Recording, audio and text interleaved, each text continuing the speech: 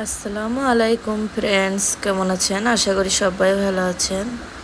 তো তারপরে মালাই চা খাওয়ার পরে রাত্রে 11:30টার দিকে তো এগুলো নিয়ে আসতে চলে গিয়েছিল ডিনারের জন্য। আজকে ডিনার তন্দুরি নিয়েছিল, বাটার, লেগ পিস আর অনেক কিছু ছিল, চিকেন চাপ।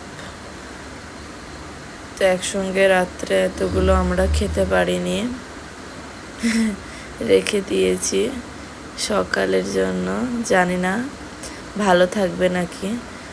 তো আমরা চা খাওয়ার পরে রুমে চলে এসেছিলাম।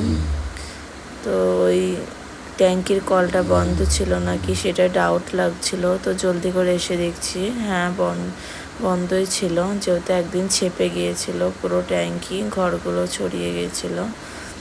তো চিকেনগুলো অনেক সুন্দর খেতে ছিল। এতগুলো তো একসঙ্গে খাওয়া যাবে না। তোর বাবুর পাপা অনেক খাওয়ানোর চেষ্টা করলো। বাবু এসব ইন্টারেস্ট লাগে না বাবুর একদমই খেতে। তো আমিও খাওয়ানোর চেষ্টা করলাম, বাবু খেলো না, তারপর রেখে দিলাম।